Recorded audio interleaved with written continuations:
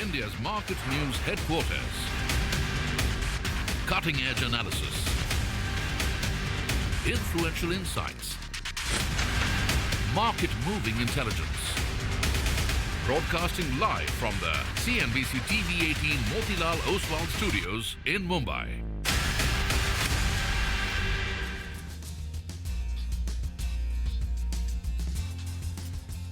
Good morning. You're with us here on a fresh new edition of Bazaar Morning Call. The middle of the week, Wednesday morning, we are coming to you live as always from the CNBC-TV18 Motilal Oswal studios. Markets are looking a little better and hopefully they will look even better as compared to yesterday, which was a day of some recovery. I'm Prashant. With me, my colleagues Rupee and Nigel. Guys, hi, good morning. Hi, morning. And I think the winter's coming back to Mumbai, is it? No, it's looking good. This is wearing the outfit before the winter goes away. You know? Okay. Because we're halfway through January and what a half it's been. You know, the bulls, they have been quite jittery. But it's the attire is to say goodbye to the winters. We're almost done with it, I think. We had a few days of Mumbai winter because... I don't know about Mumbai winter. There was no Mumbai, by the way, today because those of us who come from the western suburbs, you couldn't see Worli. You can't see anything. It's haze, it's grey. Yeah. I don't know where the city is. Well, Mumbai is upgrading. So I don't know if we'll upgrade by the time, during our working lives. But of course, the situation is bad in terms of just the pollution. And I think the weather also plays a role in that sense. The markets have had quite a bit of a ride. This was all supposed to happen after the 20th of January, right? Once Trump takes over. Well, markets, of course, are forward-looking creatures, and maybe a fair bit is in the price. So I just want to, before I get down to the cues from last night and then kind of tie in the levels, etc., just 3 points I want to highlight, which should come up on your screen. And this is probably the broad way that you should, at least I am looking at things, because, the macro and top-down is important, right? First is, as a base case, one assumes that Trump will be pragmatic. And this is something that we were discussing yesterday, that, what we are seeing now is peak Trump. And once he's president, it'll not be peak and it'll be somewhere in the middle. It won't be dramatic. He'll be pragmatic, businesslike, and he essentially would want world markets higher, not lower. Remember, if you even want the US higher and at the expense of the rest of the world, eventually it feeds back in. So he's got a good team, people who've been in the markets for decades. So that's number one. Second, has the dollar peaked? Broad dollar peaked? So you look at the dollar index, for example. So again, something we said yesterday, last night, dollar index was down about 0.6, 0.7%. But this is for now. If tariffs slowly start to sort of come in and deficits expand, the dollar, we'll see. Oil strength may not sustain. I think this is the relatively easier of the call. There is the push towards renewables. At the same time, Trump, of course, wants to drill, baby, drill. And he generally wants lesser geopolitical conflict. So that premium may actually go out of oil prices. So if this is these are three things at a top-down, high level which play out, this is certainly very good news for emerging markets. This is not the consensus at this point in time. Now, let's quickly run you through the individual cues, which is a little bit here, a little bit there, nothing blowout one way or the other. S&P was up, NASDAQ was down. The 10-year, it hit 4.8, but then cooled off a little bit to about 4.78 by close. Dollar index, as I said, about 0.75% lower. We're at about 109.21. Oil prices were down about 1% as well. And again, this is basically, there were reports from, I think, Bloomberg, which suggested that the incoming president, Trump, is preparing a raft of executive orders aimed at boosting energy supply. Well, why not? He's, of course, campaigned on this. Lower energy costs for Americans, lower oil prices overall. Now, U.S. producer price index numbers came. They were slightly softer than expected. Today, you get the CPI numbers, and consensus sees the core CPI, ex-food, energy, etc., growing about 0.2% month on month. So this is going to be important, especially because the last jobs data was blowout. So that's the cues, right? It's certainly much more positive. Oil is down, dollar is down, and equities are not sending a very negative signal our way. So where does it leave us in terms of levels? So we saw a bit of a recovery yesterday. Markets had been extremely oversold. They still remain oversold, so there is room for bounce. So I'll just put out the upside targets, initial upside targets, and these are all hourly averages, 23,261, 267. It's just changed a little bit, the 20 hourly average. The second is the 40 hourly exponential average, which is 23,398. very, very near-term levels for the Nifty. And of course, on the downside, yesterday's low comes in at 23,047. Bank Nifty's immediate resistance is the 40 hourly. Remember, it took out the 20 hourly yesterday and it closed above it. So 40 is 49,105. And then 49,227 is the next level on the upside. And again, for the Nifty Bank, yesterday's low becomes a bit of a pivot point, 47,898. So that's the setup. GIFT Nifty will come up on your screens. I'll give you a sense of how we're likely to start. About 16, 17 points higher. Lots of individual stocks are moving around. Lots of stocks have corrected. Opportunities will emerge. It's essentially going to be, a market which will give you lots of opportunities through the course of the year.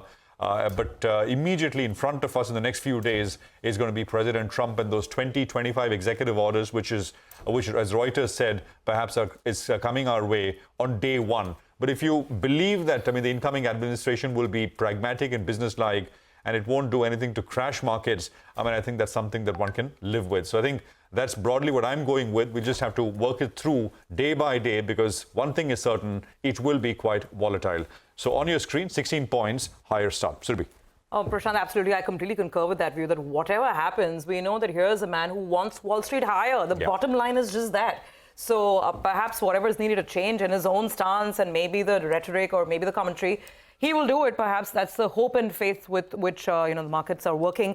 In fact, if you want to be an optimist, you may want to read a little bit into the fact that he's actually going to be attending the World Economic Forum, though it's going to be through, I think, VC. Through the digital medium, not in person, but at least he's going to be attending. At least he's going to be engaging, because earlier, there was a lot of chatter about how he's very dismissive about, any sort of a mega, pro-globalization, come together of the world sort of a setup. Anyway, now to come back to the cues over here, the fact that the producer price index, the producer level inflation data, was cooler than expected. That is what really spurred the excitement on Wall Street. Having said that, yesterday's trade was again about rotating away from tech stocks into some of the other names as well. And we saw that because the Nasdaq was down while the other indices managed to pull up higher. The number was 0.2% versus expectation of a 0.4% increase. That's on the PPI. Today, of course, we'll look out for the CPI numbers. Also, Wall Street is going to watch out for the big bank earnings because the season is kicking off and the expectations are running very high. Today's a very heavy day. You've got JP Morgan, Wells Fargo, Goldman Sachs and Citi. So in the real sense, the big guns fire up today, and let's see if they will keep Wall Street's excitement intact. Also on the sidelines, never a dull moment. Mr. Musk manages to find his way into the headlines, and yesterday's news is that he's being sued by the SEC for allegedly, not disclosing early on the fact that he had started building a position in Twitter back before the acquisition of the social, network. So that's on the sideline. Anyway, to come back to cues closer to home, Asian markets are slightly mixed. There's a lot of chatter out of South Korea again. The political events over there. The former president has been finally arrested. That's the big headline. And markets are a little all over the place. Asia is not giving a very clear directional cue, but largely trying to build on to some of the positivity that Wall Street has given. Now, for us here, despite the fact that we had a pretty decent session, we had green on the screen, and the market ended closer to the highs of the day. If you were expecting any relief from FPIs, well, guess what? Look at the extent of the selling on a daily basis. 8,000 crores. If you're an optimist, you'll say our market is deepening because they can sell 8,000 crores, we can buy 8,000 crores, which is what happened again yesterday, almost offsetting the entire FPI selling number. But that's a picture that hasn't stabilized. No taking away from that. A lot of result reactions. We'll go over some of the names today in just a bit. Sula has come out with numbers. Shopper Stop's numbers look very good. Sula has been a little on the weak side. So we'll talk about those numbers as we go forward. Today is an interesting day. HDFC Live, CEAT, Oracle Financial Services. There's, of course, L&T Tech. And this Bank of Maharashtra. Remember, Bank of Maharashtra is among the 5, PSU names which have gotten the green signal for a dilution of the government stake. And some of those stocks are flying yesterday. So let's see. We'll hear the management as well over the next 24 hours. I just want to end with, a news development that's important, which our colleague Ritu brought us, after market hours yesterday, which is JP Associates. If you look at the JP Associates 1-year chart, in between there was a lot of flutter and excitement, and the stock went all the way up to, I think, 25-30 rupees. Then it's again cooled off to almost just about $5 here or there. And the story is out. There are no bidders. It's only the National Asset Reconstruction Company of India. They were the lone bidders, and they have bid about 12,000 crores, which was the reserve price. But there's no one else. So maybe lenders have no choice. The total claims admitted were over 52,000. The NARCL is offering just about 12,000. So that's the extent of the haircut. But maybe this is the way the story goes. Right now, no hot interest in JP Associates and a real more meaningful takeover, which maybe explains why the stock that rally on JP Associates fizzled out. Anyway, that's on a side note. But Nigel, I guess the bulls will hope for a little more green today. Well, that's right. And I totally agree with that point that Prashant made with regard to Trump being more pragmatic, because he's a businessman before being the president. So I think the moves will not hurt the economy. So he'll make those pragmatic moves is my best guess on that front. Let's get to the top global cues though. The Troika, they are better behaved this morning, which is very, very good news from a bullish perspective. The dollar index is softer, crude oil prices a little bit lower, and the US yields, well, they haven't moved too much. So all those three well behaved. Well, if I look at the net institutional number and I see the Nifty reaction, it clearly was that invisible hand, so to call it, that was hurting the markets in the last few days. Because yesterday, we did have a negative number and the markets ended higher. And the last few days, the institutional numbers were not too worrying. The problem was that so-called invisible hand that was hurting the broader markets in particular. For the time being, that invisible hand seems to have played its part and most of that selling seems to have got absorbed. So that's one factor.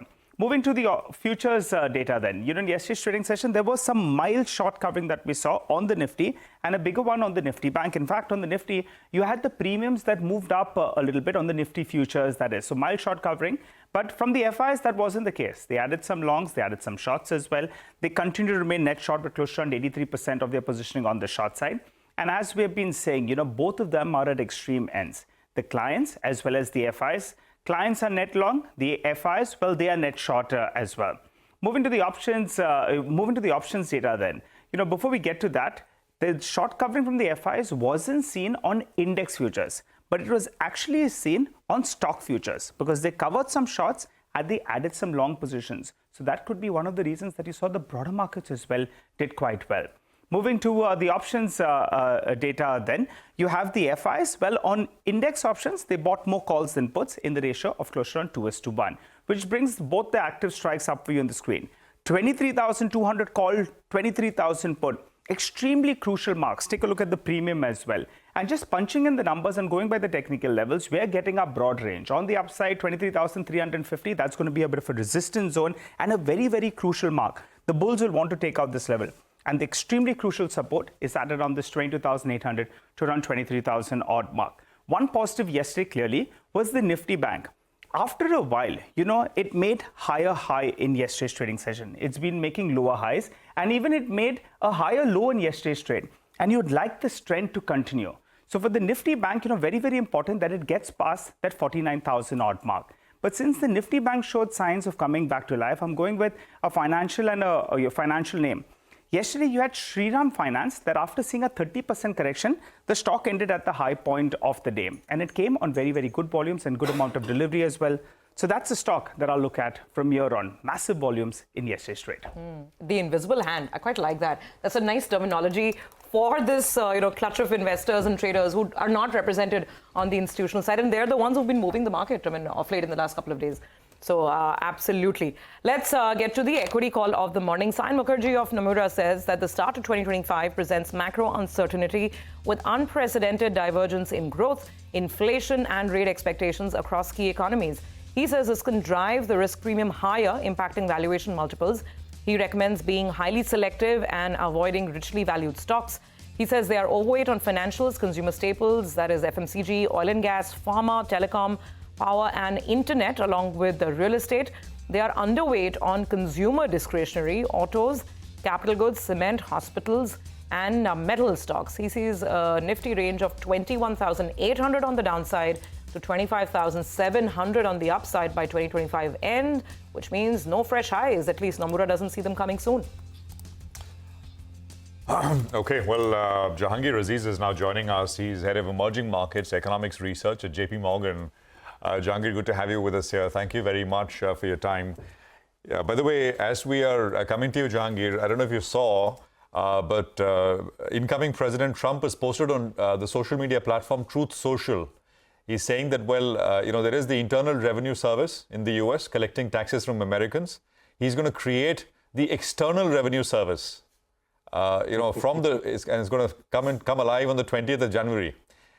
responsible for keeping tabs on tariffs and who owes how much to Americans, and essentially, a collection agency from the outside for the outside world. Yeah, I mean, I began by saying that maybe one should. It's kind of what we're seeing now, and till the 20th of January is kind of peak Trump, and things perhaps will settle down once he actually is in office. Is that too much of a stretch to expect, Jangir, or you think it's possible? Look, the way we are looking at we've been tracking this since, the election was over. And, it is possible that President Trump comes out to be very different from his rhetoric during the campaign. I'm neither brave nor imaginative enough to try and second guess President Trump. So we are taking him literally. And as far as taking him literally is concerned, we think that the tariffs and immigration will be changed dramatically. And then later on, both tax policies and deregulation. So on tariffs, our view is that China and Malaysia and Vietnam, through which Chinese transshipment goes through, will be targeted. We had 60% tariff on China, so China and tariff is 20% at present. We expected it to go to 60%. Why 60%? That's because President Trump, during his campaign, mentioned 60% several times. As I said, we are going to take him literally, and not try and second guess. I think the news reports, etc., that has come since the election suggests that that may not be the only objective of the tariffs. Tariffs could also be driven by the objective of raising revenue, such that the tax cuts that he is proposing can be funded. Now, if that's the case, then our sense is that on January 20th or that week of 20th, you're probably going to get many, many more countries under the tariff umbrella than just China and Malaysia and Vietnam. Okay, Jangir. So we just one thing. Jangir, you're saying that Chinese imports will be tariffed at 60%. I just wanted to make that clear. That's a baseline. That's a baseline. Its current effective rate is 20%. We expect 20% to go to 60%. But as I said, that was our view back probably in December. I think the news flow since December suggests that perhaps it may not be 60%, maybe a tad less. But many other countries will be brought under that tariff umbrella. So tariff will be imposed on many of the countries, simply because that's the only way in which you can actually raise any reasonable revenue. And you're saying other countries may also see these countries, especially from where China was using as points from where to send things into the US to avoid this tariff, right? Mexico, etc. That was Malaysia, Vietnam. So this is going to be, our suspicion is that if you're going to raise revenues, you have to now impose tariffs on countries which were seen to be alternatives to China. You need to block that off. And therefore, many more countries will be brought under the element. So Jangir, I mean, I'm hearing you loud and clear. You're not in the camp that's expecting, this will ease out, and maybe it's all been rhetoric and more a bark than a bite. Take your point, take your caution on board. But my question is that hasn't much of this, even if it plays out literally as what he's been saying, hasn't this been priced into the market with the dollar rushing to 110? I mean, have we already seen the worst of the market interpretation and the mayhem? Really? I mean, more to go. You can at best take dollar euro, for example, or DXY. You at best can get about 6-7% of tariffs being priced in. That's it. 6-7% of tariffs is, I mean, any kind of FX arithmetic, if you break it down between the growth differential between US and the rest of the world, the interest rate differential, even after, especially after the change in the Fed call that we have done after the non-farm payroll came out last week. If you take those two factors, which are the usual drivers of dollar strength, at best you can say that the market is pricing in maybe 6-7% of tariff increase. That's the extreme. Oof. The 6-7% tariff increase on what? On China? On China? No, the average effective tariff increase. Tariff increase by the US. So the tariff right now is about 2.3%, right? I see. So 2.3%, you add about 6-7%. That's about all that the dollar is pricing in this point in time. It could easily be significantly larger than that. This is scary, but we need to understand, the full import of what you're saying, Jahangir. So you're saying average tariffs are 2.3%. The markets have right now, with the dollar at 110, they've priced in maybe 6 to 7% increase. So China may be at 60%. What is the average overall increase that you're expecting, taking him literally, taking Donald Trump at face value at what he's been saying? And how much more than for the dollar to go? 115 more? The DXY. I mean, you can easily add another 10 to 20% tariffs on the rest of the world. So 10 to 20% tariff on the rest of the world, that's the number that he's talked about, along with maybe not 60% of tariff on China, maybe slightly less tariff on China. That could well be what we see in next week. Okay. So what does it mean for the dollar then? The DXY? I don't think any of my strategists are willing to price that. Okay. All right. These are scary numbers. So, obviously, I can imagine. Indeed. Let's look home at our own currency then. The Indian rupee has weakened. We are around that 86, 87 odd. Many were projecting by the end of this year we'll be at 87, 88. We're already there. We're 15 days into the calendar year. What happens to the Indian rupee? If you could, tell us how do you see that move? And also, what are you pricing in with regard to the RBI, Jangir? Because earlier we were factoring that maybe in February we see some kind of action, which could get pushed back a little bit. Your take? Yes. So I think, there are two parts to it, right? The one part of it is that the real effective exchange in India has gone up significantly over the last 2 years. So there is the need for the exchange rate to depreciate in order to bring back the real exchange rate back to more normal levels. So that's one driver of that. Obviously, oil prices, current account deficit, etc., are the other driver. The outflow of foreign portfolio outflows is the other driver. But I think that in the event we do get these kinds of tariffs being imposed, we really don't know what it is. If you go literally by what President Trump has said, it is going to be a pretty large number of pretty high rate on the rest of the world as well as on China. So it would what happens in the Indian rupee depends almost entirely how dollar CNY reacts.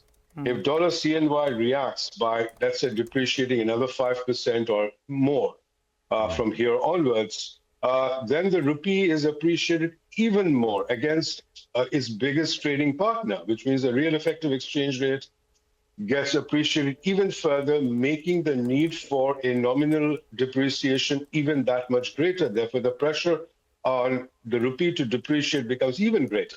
Right. Look, I won't be able to tell you what the number is, but the direction, that is the direction of travel. So, I mean, if tariffs on Chinese imports are not 60, but even 40, whatever, I mean, dollar CNY goes to 8, and then currency here in India, which also, I mean, I think, as you say, depreciates, right? Will have to. That's correct. So, just a couple of things I wanted to clarify, Jangir, if you can. One is, there was a report which said that, and there was no pushback to it. Usually, I mean, press reports something and Trump tweets or something and says, well, this is all rubbish. But there was this report which said that gradual tariff increases, not at one go. If that were to, so far, 48 hours, we've not seen any pushback. If that were the way it is implemented, do you think that is more desirable? I mean, look, it depends on what is the objective, right? If the objective is, I'm going to use euphemism over here, to improve U.S. competitiveness, right? Then you can talk about a gradual increase in tariffs. You negotiate, things from the other side so that U.S. competitiveness, quote unquote, improves, right? If that's the sole reason, which was the reason as to why we said only China and the transshipments through Vietnam and Malaysia would be targeted. But if the objective is to raise revenue, then then there is no real negotiation, right? Then there is no reason for you to have a, sliding scale. You want $250 billion of tariffs, US imports is about 3.6 trillion. To get that, you need a tariff rate pretty much around that, 8, 9, 10% rate. And I'm talking about the average effective tariff. Now, how you distribute that across China, across other countries, that's a matter of choice. Got it. Now, let's talk about impact on, say, tariffs go up. So average tariffs on imports into US is 2.3%. You're saying that goes up to what in your base case? So we don't have that. We do not have a baseline where we say, we just had a baseline which says that only China will be targeted. The risk is it's going to be far more extreme than that. Okay. What is the, so I'm just trying to see what's the feed through to inflation? And then on the US, on the rest of the world. US inflation, what happens to the interest rates in the US? Right. So you're asking a very difficult question. Okay, let's start with the first question: inflation. In order to minimize the impact of inflation, chances are that whatever increase they have, this universal tariff increase, is not going to be uniform across all goods. Consumer goods, the tariff will be less. Intermediate goods, the tariffs will be much higher. So in order to get, let's say, a 10% average effective rate. That minimizes your impact on inflation. So that's the way we think it will be played out, if indeed you're getting a universal tariff. It's not going to be uniform 10% on everything.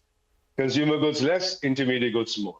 So I think that's such a move can, at least in the first rounds, before the second round effects take place, that can minimize or limit the amount of increase on inflation in the US. So pragmatic, pragmatic in that sense, Jangir, at least in terms of effects on inflation, US inflation. Right. So just to complete that point, what does the Fed do then? Rate cut bets have disappeared. Is there a chance that there could be a rate hike, or you think that's extremely unlikely? One of your we think the rate hike is extremely unlikely. You really need the core PCE to move above 3 and remain there and things like that, which looks unlikely. On the other hand, we have already taken out all rate cuts for the first half of the year. We just have 2 more rate cuts, one in June, the other in September, and that's it. So that the terminal rate is 4. Not too long ago, we were talking about terminal rates around 3. This was probably 3 months back. So there has been a significant shift. Now, what does the Fed do? If you look at the minutes of the December meeting and the median SEP, there is already in December itself, there was already a sense that the Fed members the FOMC members were already looking at the impact of these tariff increases, immigration. We didn't even talk about immigration, which could be another hit on inflation, already there.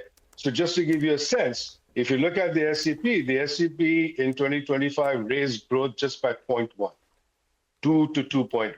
Sure. They reduced unemployment just by 0.1, 4.3 to 4.2, and raised inflation almost about 0.5.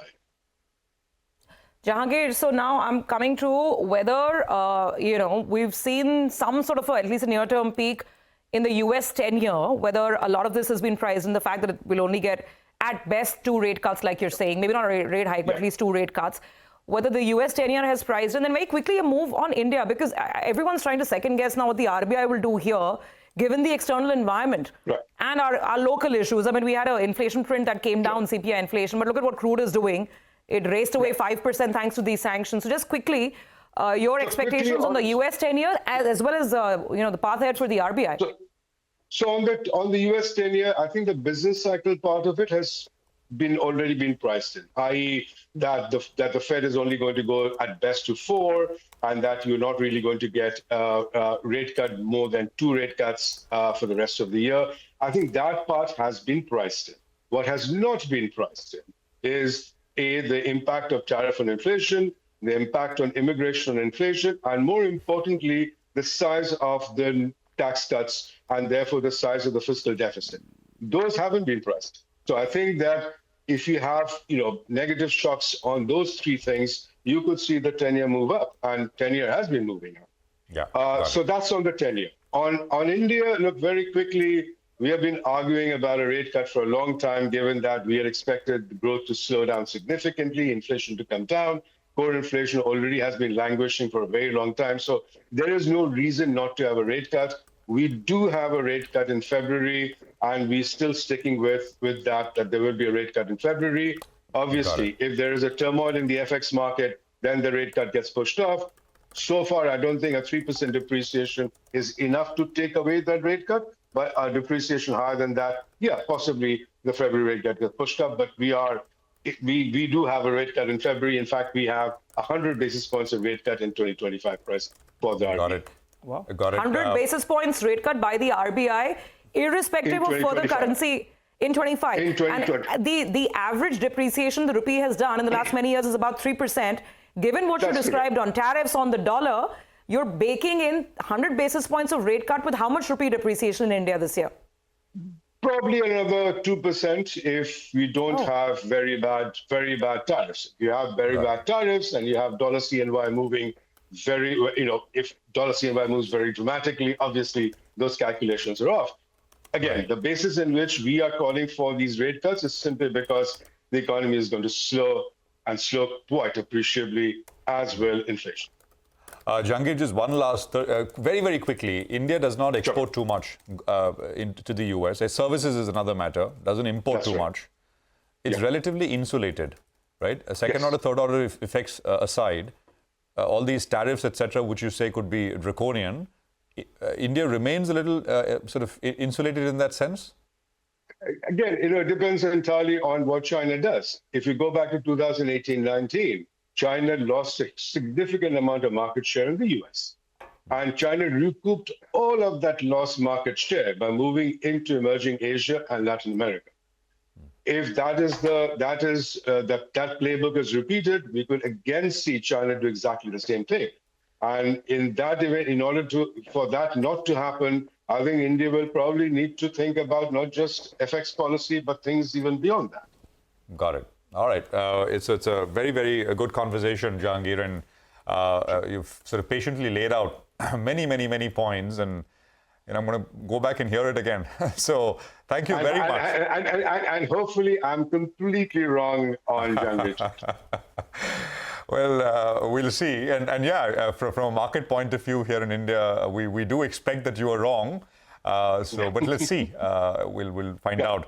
And hope to hear more from you over the next couple of days, because it's going to be fast moving and lots of news flow, etc. So would be lovely to have that perspective. We'll take a quick commercial break here, but let me just quickly tease out what's lined up here coming up over the next 2 hours or so. 9 o'clock, you'll be joined by the head of research at Elara Securities. Well, it's all macros, right? So the rupee depreciation, who benefits, who gets hurt. 9:20, Jonathan Garner of Morgan Stanley is our market master of the day. That's a big global voice. 9:30, you'll have the management of Angel One, third quarter earnings performance. We chat with the management of JSW Energy. Stock was up, a big winner yesterday. There's news flow there. 9:50, we'll have Praveen Sahai of Prabhudas Lilladher, and we talk about how the third quarter is stacked up for the consumer durable players. And at 10:15, it's the economy. Latha in conversation around the topic of power sector, power sector asks from the union budget. So that's the discussion coming up. Right, but we've got a lot of stock-specific action to track for you. We get to that in just a bit in our special Top 10 segment. We're looking at Shopper Stop, IRFC, Home First Finance, Premier Energies, Wellspun Corp, Cipla, and Ask Automotive. All of them will be reacting to positive news flow, while you have Sula, Network 18, as well as Hathway Cable that will be reacting to negative news flow. Stay with us. We get into further detail on the other side.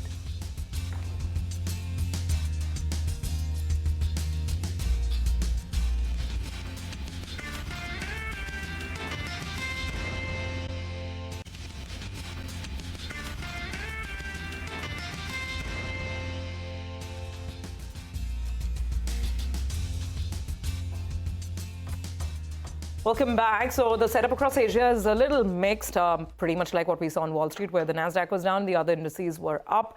The implied open has been suggesting that maybe we'll kind of build on to yesterday's recovery and see some, green as we go forward. There you go. Those are the regional markets, and they are in between red and green, but the implied open is more green than red right now. So what about individual stocks? As always, we have our team standing by with the CNBC-TV18 list of top stocks to watch. Guys, morning to all of you. Let's start with some of the earnings that we got from the consumer space after market hours. Mangalam, Shoppers Stop looking good. Sula, not so much. Absolutely. So, if you look at Shoppers Stop, seasonally strong quarter, festive season. So the company reported double-digit growth in both revenue as well as the EBITDA. That's good. There was an element of higher other income, and as a result of which the net profit surged by 41%. So if you look at their revenue, there was an 11.5% growth out there. Margins at around 17.8%, telling you the EBITDA grew by 13.8%. And the other income, which surged from 3.5 crores to about 22 crores, led a big surge in the net profit as well. The good part was like-for-like growth at around 4%, volume-led growth at around 9%. Beauty was slightly weak at around 3%, but then again, Beauty for Nykaa did a lot better this quarter. And they too, like Trent, have gotten into the value fashion segment with Intune, which has now reported 63 crores of sales this quarter. However, what hasn't reported good sales this quarter is Sula Vineyards. They've come up with their third quarter update. And remember, the company has been calling out softness in demand for the last few quarters. And this quarter in particular was led lower by Maharashtra elections as well. So the net revenue was down 0.7%. Their own brands business saw a revenue growth of just 1%, whereas wine tourism saw a growth of 11.5%. Yes, elite and premium are doing well with a 6% growth, but the overall impact of a negative sales growth or sales decline is something that the street may not like. The stock opens in the red, but the key question to ask is that could there be some sort of buying at the lower levels? Largely because one, going forward, this quarter is strong when it comes to the Sula Fest, etc.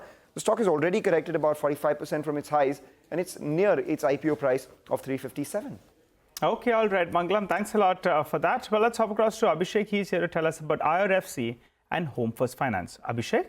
Well, to begin with, IRFC, they have emerged as the L1 bidder. This is for the coal block in Latehar district of Jharkhand. The estimated financing opportunity is about 3,167 crores. The project is undertaken by Patratu Vidyut Utpadan Nigam Limited, which is a joint venture between NTPC and Jharkhand Bijli Vitran Nigam Limited. It's for a captive coal source. The coal will be transported to Cheta station and then to, Patratu Vidyut Nigam's project site using the Indian Railways. Now, Home First Finance is in focus given the fact that Government Pension Fund Global has sold part stake in the company, about 0.8%, 13.4% of their total existing, stake that they have in the company. The deal size was about 76.8 crores that took place in market hours yesterday. The stake now declined to 5.4% from 6.25% that they held earlier. Back to you. All right, Abhishek, thank you very much for that. So that is Home First Finance. Let's talk about Network 18 and Hathway Cable in focus. Reported numbers. Vamakshi is here with details. Vamakshi, morning. Well, good morning, Prashant. Network 18 is in focus on the back of its numbers. Revenue saw a downtick of almost 23% year-on-year, coming in at 1,360 crores. The EBITDA, the losses have narrowed down from 171 crores to 21 crores, but the company reported a net loss of almost 1,399 crores as compared to a net loss of 102 crores. And this is mainly on account of an exceptional item of 1,426 crores, which relates to derecognition of subsidiaries on account of the scheme of arrangement. Overall, when we look at the numbers, they were subdued mainly on account of the advertising environment, because that continued to be lukewarm. Advertising volumes for the TV news industry as a whole saw a marginal uptick on a quarter-on-quarter basis, but was down nearly 11% on a year-on-year basis. So therefore, going with a red for Network 18. Hathway Cable is the next one that I'm talking about, and that is because the revenue saw only a marginal uptick of 1.3%, coming in at 511 crores. Margins were flat at 16.3%. Resultantly, the EBITDA too saw only a marginal uptick of 1.3%, but the net profit was down nearly 40% on a year-on-year basis, and therefore going with the red for this counter on account of subdued set of numbers. Okay, all right, Vamakshi, got it. Thank you very much for that. So we'll keep those stocks on the radar. Vivek is back with us this morning. Vivek, you're watching out for some more names. Tell us about them. Good morning. Quite a few names that will be in focus today on the back of news flow. First on the list is Premier Energy. Some positive news flow. Company, along with its subsidiaries, have received multiple orders. Total worth of these orders is a little over 1,460 crore. These orders have been received from two large independent power producers as well as other entities. Orders include 1,041 crores for solar modules, and the other set of orders are close to 420 crores for solar cells. Remember, at the end of November 2024, order book was a little over 5,700 crore. Welspun Corp, that's the other company in focus. The company has signed an MOU with Saudi Aramco. Now, this is at the forum and exhibition that Saudi Aramco is holding currently. They are going to go ahead and set up a 350 lakh, talking about tons per annum, greenfield LSAW pipe facility in KSA. Company says the plant will commence operations by mid-2026. The other stock in focus, Cipla, positive read-through coming in over here. The tax remand that the Income Tax Department had raised, this is for the assessment year 2015-2016 to 2022-2023. It has been revised downwards. So now the revised number stands at 559 crore versus the earlier claim of 773 crore. And lastly, ASK Automotive is in focus. The company has started or commenced commercial production at its manufacturing facility in Karnataka, primarily to cater to the demands of OEM customers in South India. Okay, thanks for that, Vivek. Well, here's a quick recap of all the top stocks. Stocks with positive news flow include Shopper Stock, IRFC, Home First Finance, Premier Energies, Welspun Corp, Cipla, and ASK Automotive. While stocks with negative news flow include Sula, Network 18, and Hathway Cable. Well, we'll slip into the short break. When you come back, we'll get into further analysis. Deven Choksi, the MD at DR Choksi FinServ, joins us for some fundamental stock talk.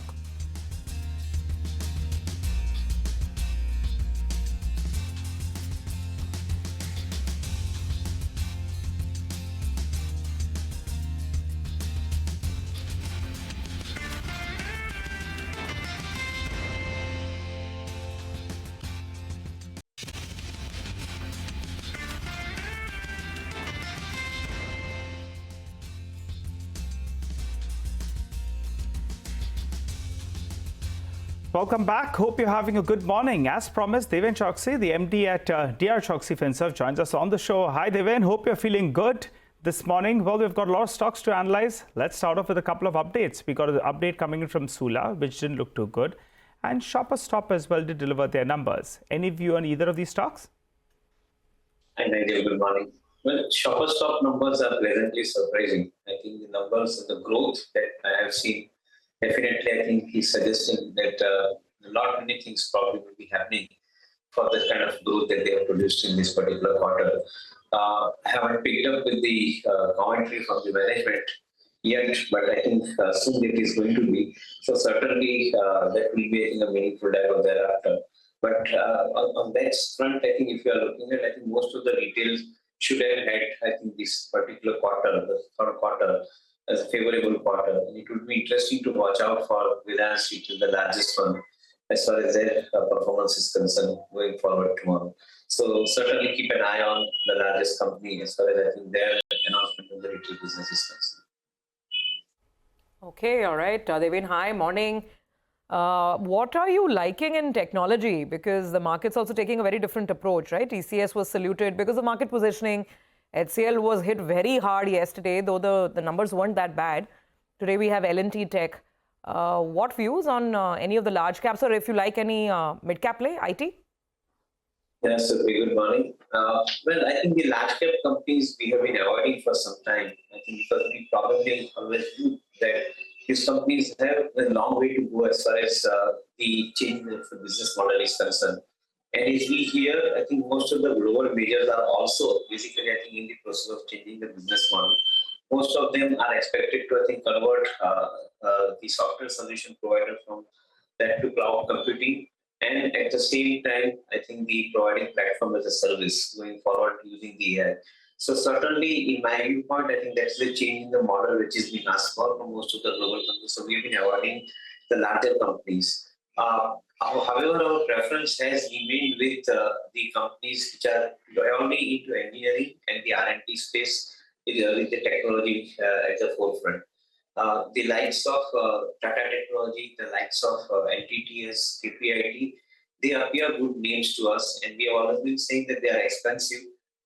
Today, with the correction in the stock prices, I think they have become far less expensive, and at the same time, I think the entry point is quite near in many of these cases. So certainly, we have been picking up some of these counters in our portfolio in recent times during this particular fall.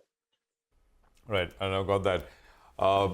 Devin, BSC, there's a lot of interest around this name, and you know the BSC as well as anyone, been associated there with so long. So we basically, since the changes in weekly options, etc., got implemented, now what's happening is people are looking at data for the first 10 days, right? how revenues on index options are panning out. There is traction, definitely, on BSE if you look at these numbers. I think there was a call from Jefferies yesterday, and I think there's a call from Nomura this morning. Your thoughts on this one? Ended about 5.5 higher yesterday. Hi, Prashant. Good morning. Well, we have been, I think, liking this particular company, largely also from the point of view that one of the largest, I think, the participation of corporates in the listed space is with BSE. So on one side, I think there is always a good potential to monetize the data part of it, but let this be aside for a while. The larger part of the product change game, which is now happening, is due to the changes that they have made, the tweaking that they have made in offering the products on the option sites. Now the settlement date has been shifted to Tuesday, and in the process, I think they are trying to corner some part of the volume. Though I agree that I think most of the active traders, I think, would probably use this particular opportunity to do the arbitrage between the two exchanges in the options market. But to a greater extent, I think that gives them the opportunity to trade onto BSE exchange, which up till now has been missing on this particular market depth. Generally understood that whenever you create the market depth, I think you invite a lot of traders onto the platform. And that's what BSE is doing right. And I'm happy that I think this particular process is yielding the result for them. Maybe I think the market share gain that they're talking about in the options market, I think is something which needs to sustain. Should it remain, then probably I guess that this is a long story that one can possibly hold on to. In our view, the stock in the near term may be fully priced, but I think the opportunity that they provide as far as I think the large platforms that I think on the option side as well, along with the mutual fund, where they are number one undoubtedly, I think is giving a good amount of opportunity to investors to make money, maybe in the long term, if not in the near term. Okay, all right. Devin, I wanted to ask about Vedanta. You know, we had some news at the bottom of the screen that now that demerger hopefully sees the light of day and it gets the approvals of all the lenders as well as creditors. What's your view on the stock? You know, the stock had a one-way move, 250 rupees, I think, January last year. It briskly went to 450 rupees, and from there it hasn't done much. What's your view on this? That demerger will unlock some value, but for the time being, the street is considering, you know, that things are still a little sketchy. We don't know what's going to happen with China. Would you buy the stock at current levels? Yeah, Nigel, I think the downside risk is protected in the price. The valuation-wise, it's not expensive in my viewpoint. Maybe I think this particular company has had the tendency of consolidating everything, and then subsequently, I think through the corporate transaction and demerging it. I think they are once again doing it, but this time probably I think they're doing it for better and for permanence, as I see it. The demerger of respective business units, I think, which they have in the metal space, in the oil and commodity space as well, I believe that I think they're inviting, I think, good amount of new investment interest into this particular company, both the strategic financial investors as well as the minority shareholders. For all of them, I think the proposition sounds, I think, really attractive. In my viewpoint, I think if they sustain on this particular path and allow this particular activity to continue on a sustenance basis, probably I think re-rating on Vedanta should be expected post the demerger process gets completed, which we believe that somewhere in the first quarter of next financial year, one should get the news on the demerger side. Okay, all right, Devin, interesting sort of thoughts there, and thank you for that. But you might want to listen into some of the global opinion coming in as well, because that is, of course, also top of mind. Ruchir Sharma, chairman at Rockefeller International, spoke about his expectations from Trump's second term. You heard from Jangir earlier. Ruchir believes investors are overestimating this development. Well, it's kind of sort of opposite of what Jangir told us. He believes that the anti-China sentiment has reached its extreme, already reached its extreme. Listen in. Well, I'm in the camp which thinks that we're overestimating the importance of the next president, and also the fact that the way that he will his policies will play out. I think that that is also being misread. Just two reasons why. One, that if you look back at his first term, it's worth keeping in mind that even though he had so much negativity against China, the best performing equity market in the world during his first term was the Chinese market, if you look at the MSCI China. Secondly, that when he came to power in 2017, just before that, after he won the election, a lot of the financial community was very negative about what he would bring. The initial knee-jerk reaction was the equities sold off, and people expected a lot of volatility. Instead, what we got was one of the least volatile years in history for the US stock market in 2017.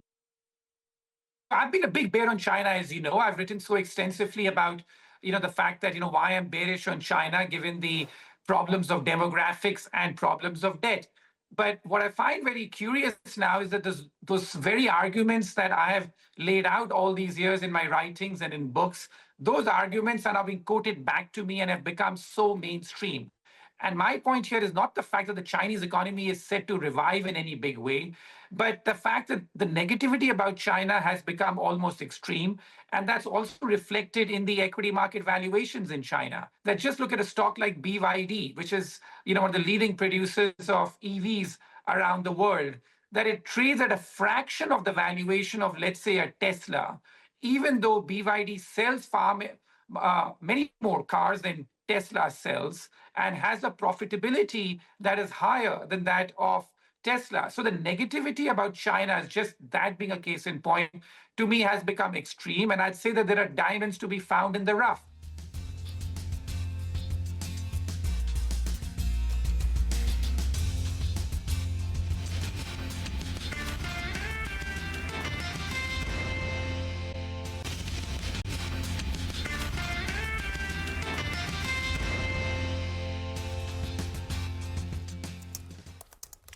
All right, welcome back. There's what 5 minutes to go for the pre-open session. How should you navigate today's trading session? That's the question. 18 points uptick is what the GIFT Nifty is indicating right now. Mitesh and Sudarshan are with us to tell us exactly that and help you trade things and make money. Gentlemen, good morning. Great to have both of you here. Mitesh,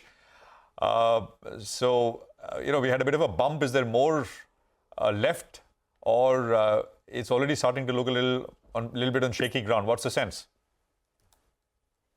Morning, Prashant. So I think, this still looks like a mild pullback to me. I believe there could be more purely because yesterday we kind of bounced back from extremely oversold levels, and the half-hour charts, 1 hour charts are still, suggesting that it could be slightly, it could see a slight extension on the upside.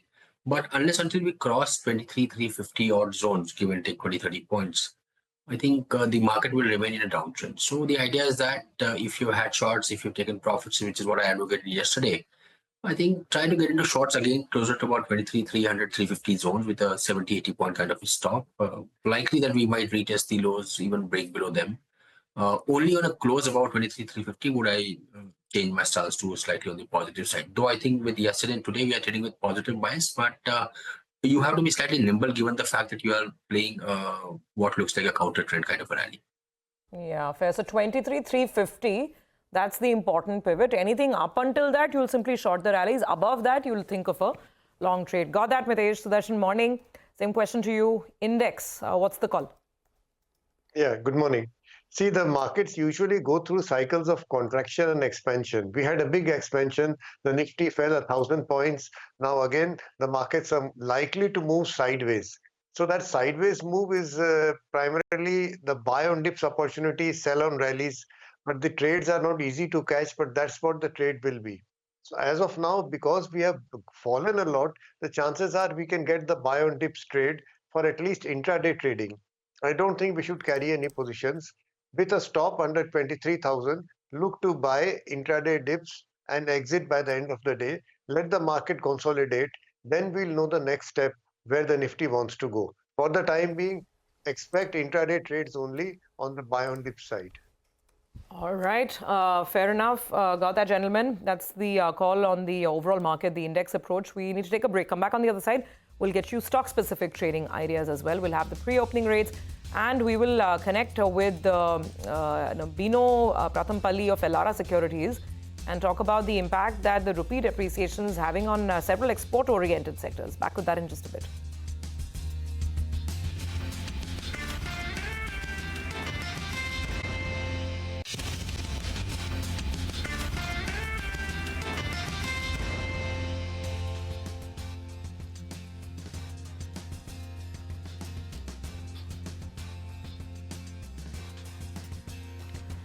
Welcome back. 14 minutes to go. The first of the pre-open rates are trickling in.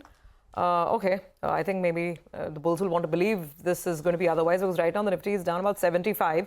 Sensex is up almost 1,000, so it's a little all over the place. Let's wait for these rates to settle down. Still down, yeah, now 42. Now we've got a positive rate on the Nifty, about 60 to 70 points up, which seems more in step with what the implied open was indicating. So that's the pre-open. Let's go back to the technical experts to get some stock-specific trading ideas for the day as well. Mitesh, what stocks are you going with?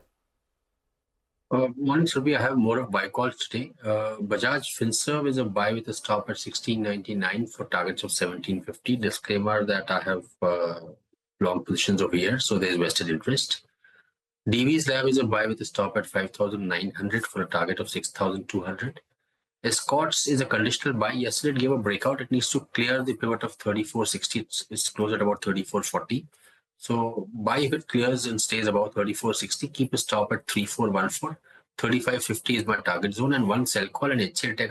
That was the buzzing story yesterday. Gave a big breakdown. So on a mild pullback of 10, 12, 15 points, sell around 18.25, 18.30. Keep a stop at 18.56. Likely that we'll see a level of 17.70. Sudarshan, what about you? What are your trades? Well, I'll start with the same stock that Mitesh was talking about, HCL Tech. That's an intraday short with a stop above 18.55. Others are all buying ideas. AU Bank is a buy with a stop under 5.65. Berger Paints, again, that theme, defensive start going up and do well when the markets are down. Berger Paints is a buy with a stop under 4.55. And JSW Steel is a positional buy with a stop under 8.95. Okay, all right. The rupee, by the way, is also opening up. I mean, it's a strong sort of start for the currency, for the rupee, and the dollar is lower. So the broad dollar has been lower overnight by about 0.6% and is showing up here as well. So about 11 paise stronger on the rupee against the dollar this morning, 86.51. Yesterday, of course, it went to about 86.70. There was that wire report which came that, and this is towards in the second half of the session, which basically said that the RBI is more comfortable with rupee depreciating in line with regional peers. So there was a quick jump higher on dollar rupee to 86.70, and then of course it left off. There was a pairing of those moves, and we left off at about 86, about 7-8 paise from there. And this morning we are strengthening even from yesterday's closing levels. So that's the action on the currency side. Rajesh Palviya is Vice President, Technical and Derivative Research at Axis Securities. Rajesh, good to have you with us here. So how is positioning looking, and what can we take from the positioning data right now with regards to what the market may do near term? Indices first. Morning, Prashant. So looking at the data, the range which we are observing now is 23,000 to 23,500 based on the put call concentration area. In the previous day, we have seen that, there is an addition in 23,000 put as well as in the 23,100 put. So that clearly shows that, some comfort at 23,000, 23,100 strike from the put writers base. On the call front, the major writing is placed at 23,400, 500 strikes. So that area is likely to act as a major supply zone for near-term perspective. Looking at the broader market in previous day, we believe that, some more recovery trade we may witness in the coming days. Possibly Nifty may attempt to move higher to 23,300 to 23,400 zone. That's the area to again, watch for in the near-term perspective. So to play this up move, I think one should focus on 23,200 call option, which was closed at around 110 rupees. If you get opportunity to buy this call option in range of 110 to 95, that's the range where you can deploy some buying action in this call option. And with the stop loss of 60 rupees on the higher side, we are projecting target of 165 to 170 for this call option. In the Bank Nifty, Bank Nifty has shown very smart recovery in the previous day from its oversold trajectory. Looking at the recovery, especially in the PSU space, we believe that some more traction we may see on the higher side.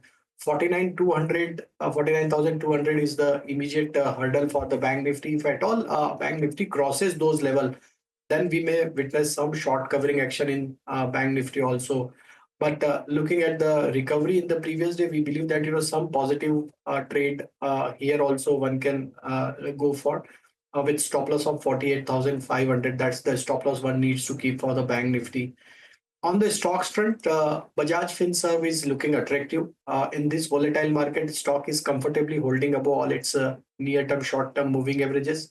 Long built-up is there. So we believe that Bajaj Finserv can extend its gain. Possible target towards 1780 to 1820 we may see. So one can buy with stop loss of 1675. The second stock is from the automobile space on the buy side, that is Escort. This is the fourth consecutive week where the stock is making higher high-low formation.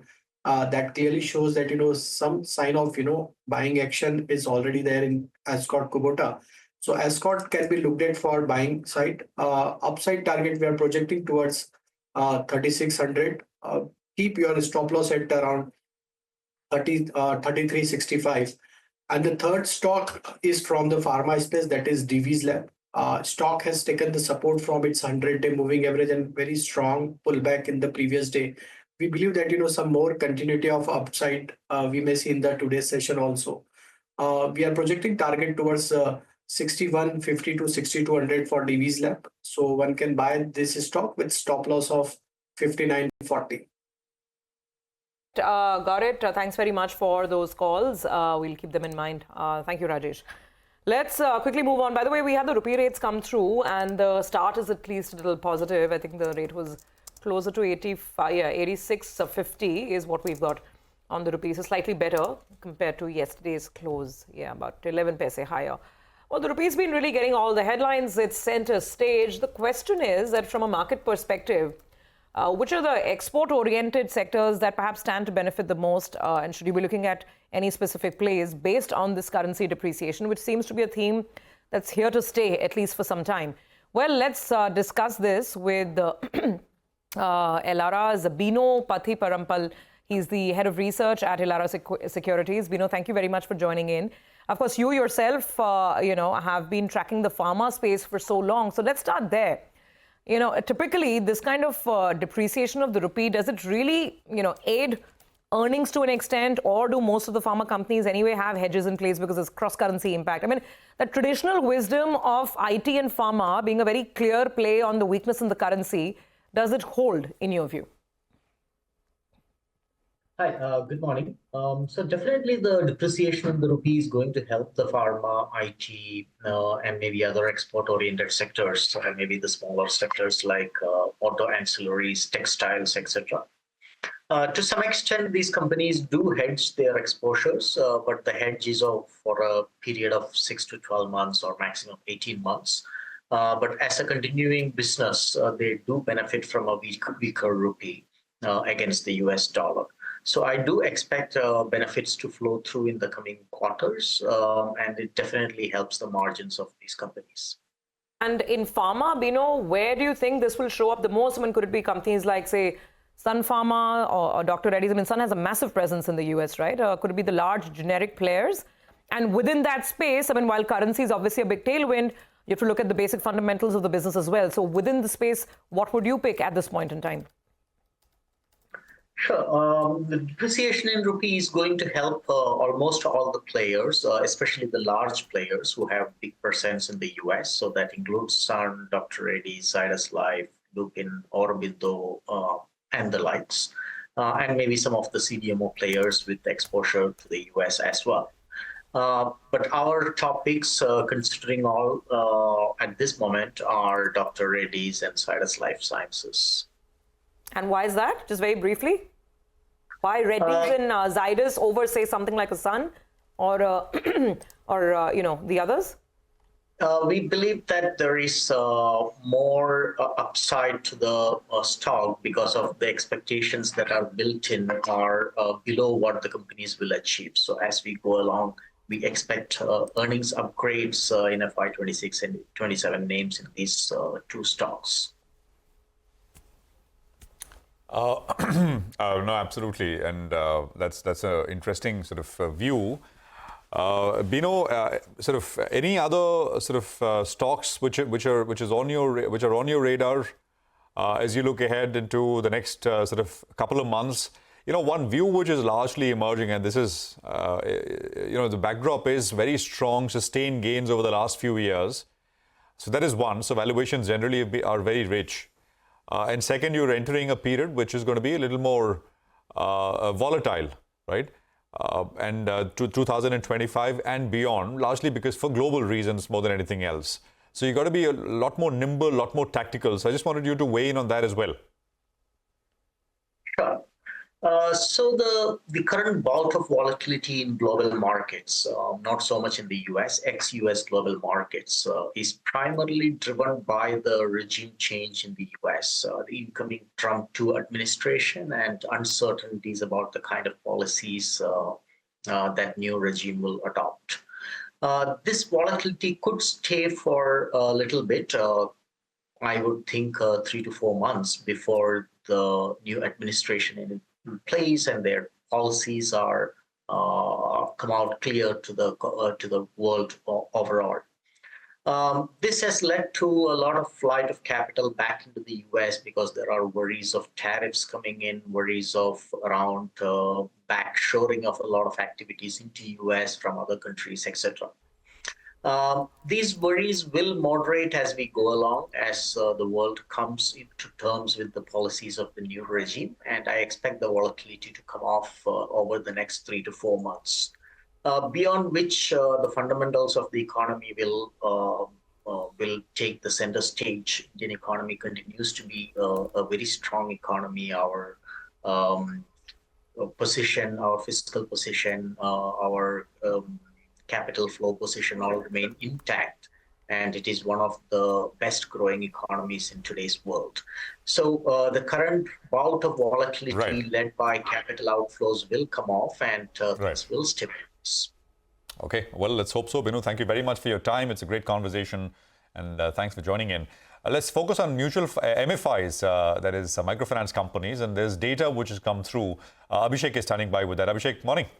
Morning, Prashant. So Jefferies has written on MFI, they say that the data from Credit Bureau, that is CRIF, suggests that Q2 FY25 have seen disbursals cut by 29% YOY by lenders, which has resulted in 4% decline in their AUM on a sequential basis. So number of borrowers and ticket size of loans have fallen after many years. Overdue loans have risen from 2.7% in June to about 4.4% in September. Asset quality may take time to normalize and loans may unwind, leading to pressure on earnings going ahead. So Utkarsh, small finance bank, Spandana, as well as Credit, they have higher share of more than 4 loans to a customer, and Bandhan can fare better. Even GS, that is Goldman Sachs, has written on Credit Access Grameen. They have a sell rating target price of 577. They say that bureau data which has been analyzed are not showing any signs of recovery in MFI, which is encouraging for them. So incremental bureau data points that 37% of MFI borrowers overlap with retail loans,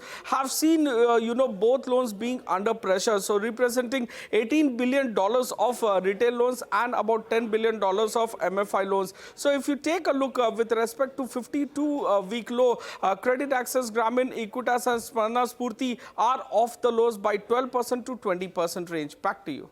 Okay, all right. Thanks a lot for that, Abhishek. Well, we have a few stocks as well that will be focused because of initiating coverage reports. HSBC on Allied Blenders, they have initiated with the buy rating, target price of 502. So we'll keep an eye out on Allied Blenders.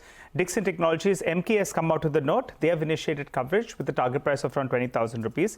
And Macquarie has come out with a note on restaurants. They have initiated coverage on Yum India, and their preference includes Devyani, Westlife. Then you have, Sapphire and Jubilant. So we'll keep an eye out on all these stocks. We'll get you further details with that. For the time being, Devyani has started off well in the green. All right. Let's just look at BSC. I think it's starting higher, right? Yeah, 2% up. 2% up after yesterday's 5.5% pop that we saw yesterday. We've got market open coming up at this point in time. The first rates are starting to appear. About 1/3% higher on the Nifty is where the pre-open left us with. So yeah, it's 1/3% higher start, 23,256. The Bank Nifty is starting about 0.2% up, 48.50. And I think you'll have more stuff up on your screens as we begin the session. 1,300 stocks are higher, 270 stocks are lower. Sensex is up about 0.4. IT index is up about 0.16. And you got what, 40 odd names which are higher and about 10 stocks which are starting in the red. So it's broadly in the green. And we'll have some of these initiation sort of and coverage notes that Nigel was mentioning coming up at the bottom of the screen just to keep track of how they are starting. So should see a reaction at least in a few of them. Rupee. Look at Maruti. Maruti is in leadership position, 2% higher. There are a lot of reports indicating that the launch pipeline ahead for Maruti is looking very, very good, and lots of launches in the SUV space are turning on the heat finally after many years. And it seems there's some position building that's already started in the stock. It's been a good January for this one. 2.5% up on Maruti. NTPC, BPCL are number 2 and number 3 on the Nifty. IndusInd Bank is continuing its forward march from yesterday, about 1% higher there as well. There's Kotak Mahindra Bank, that's also looking quite okay. The other major movers and shakers on the upside, HCL Tech, after yesterday's major drubbing, is up about 1%. L&T is up about 1% or so. Reliance, 0.5% higher. And then there's State Bank of India, 0.5%. And then it completely starts fizzling out. The Nifty is up just about 70 points.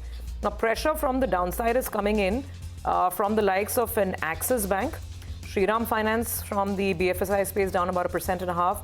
And consumer stocks again are sluggish this morning. Nestle, Tata Consumer, they are on the way down. Look at the interesting play between M&M and Maruti. M&M is down about 0.7%. Maruti is up about 2%. Interesting. M&M obviously has been the star of the PV space for well over a year and a half now. So those are the trends, the early trends on the Nifty, just about 50 points higher.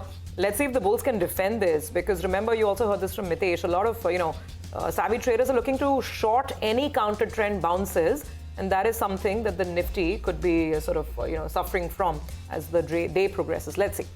Well, some of the stocks that put on good weight in the last hour of trade, that's some of those PSU banking names, they are pulling back big time. UCO Bank is down 6%. IDBI Bank as well. All of them were up 15-20% in yesterday's trading session. IOB is down 6%, and Central Bank of India as well as Bank of Maharashtra. So all those stocks come up for you on the screen, giving back bulk of what they put on in the final hour of trade on those capital raising plans. We'll have to see how that goes and whether or not this dip gets bought into. So keep an eye out on those names. A few more notable movers. You have Premier Energy that won a large order that Vivek was telling us about. So that stock, in fact, has opened up with a gain of close to around 3%. It's been a little bit jittery of late, but now this order win, large one, gives them some confidence out there. Welspun Corp as well. They have an MOU that they have signed with Saudi Aramco. Remember, this is for their ELSO facility, and this company could be one of the beneficiaries of Trump's policy because it's located, this unit is located in Saudi, which in fact there's an FTA with the United States, so could be a potential beneficiary. So it's announced earlier, but this MOU is signing gives them a further pathway into that market. So that's good news. Zomato has seen a sharp correction from the top in terms of volume movers. That's up close to around 2%. Vodafone Idea as well is up close to around 2% as we speak. And NTPC, that's the other one that's getting into it today. So a 50-60 point uptake. I'll tell you what, the bulls will take it. They'll want to get past the 23,350 odd mark and build on from there. For the time being, that's the line in the sand. Prashant. Okay, well, 60 points on the Nifty for now, and we're at about 23,230 odd, so 55 odd points in the green. And a lot is happening, a lot is moving at this point. 4:1 basically is the advanced decline ratio. By the way, the Adani, at least I can spot Adani green, and maybe there'll be more. Yesterday was a big day for that group because they'd all been beaten down quite a bit. They all came back between 8 and 20%. Adani green is the second largest volume traded gainer with about a 3.5% pop. But there's a lot more, and we've highlighted many here, and we'll highlight more as we go along. Well, we've got a very special guest joining us, Jonathan Garner of Morgan Stanley. He'll be with us. He's ready with us, but we just want to set the context. And the number one question to Jonathan, of course, is going to be on foreigners and what they will do from here on, because they've been big sellers here in Indian equities. So to set that context, here's a quick soundbite of Uday Kotak of Kotak Mahindra Bank in conversation with my colleague Shireen Bhan. This is, of course, slightly dated. But this is Mr. Kotak warning about FPI selling, which perhaps is going to be a big theme over the next couple of months as well. Listen in. I think these are cycles. We have to respect markets. You want demand and supply to determine, of quality paper, of course, to determine how valuations happen and how the marketplace develops. But the market is getting larger. You're getting more and more supply, more and more demand. That's the way to go for the future. But we have to be ready for a global shock. A $900 billion stock of FPI is not a small number. And we have to be ready to be able to absorb that if that moves. And the supply of paper has to be commensurate with the supply of money. That. You're saying the probability of that kind of an exit is a real one today? No, I don't think $900 billion No, obviously not 900 billion, but a significant part. But can a few $1 billion go? Can 5-10% go? We should be ready for it. Well, a few $1 billion has left. I mean, that is Mr. Kotak about 2 months ago. A few $1 billion has indeed gone out from the market since then. But what from here is the question. Jonathan Garner is Chief Asia and Emerging Markets Equity Strategist at Morgan Stanley. Jonathan, it's always a pleasure having you with us here. Thank you very much for joining us here on CNBC-TV18. So exactly that question, Jonathan. How much more selling, according to you?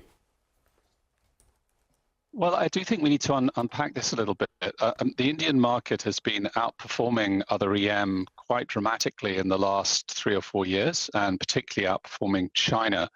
And so what's happening is the weight of India in the EM index has actually been going up.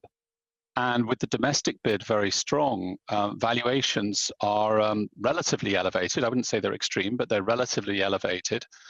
And so what you're seeing actually is that the selling that foreigners are doing is just simply about that maintaining a quite large holding in India into a market that has been performing well.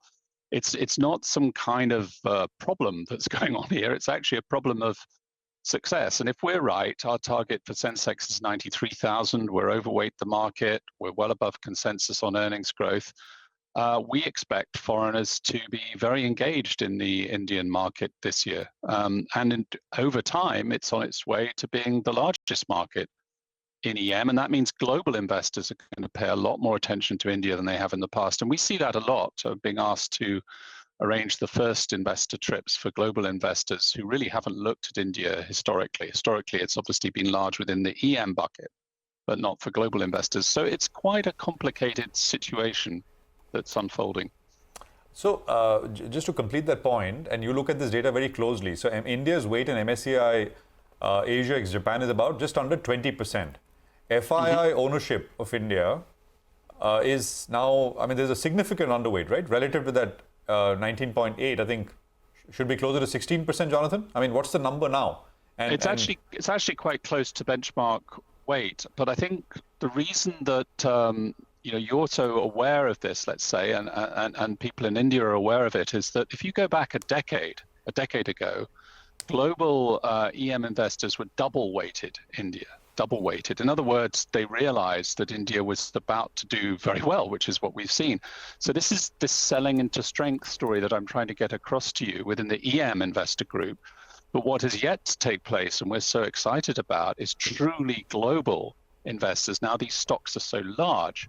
We think about names like Reliance Industries or ICICI Bank, those two like mega caps, names we tend to like, they stand a chance of finding their way into global portfolios, which is a much, much larger superset, the entire global equities universe. And if you think about the US, that's ballpark, let's say 75% of all country world index, India's knocking on the door of around 2% now at a global level.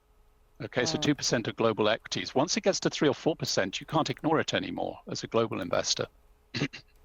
Jonathan, of course, we read your notes and, of course, what Rhythm puts out here. And it really stands out as the most bullish voice on India right now, around where a lot of people are still circumspect despite the correction that we've seen.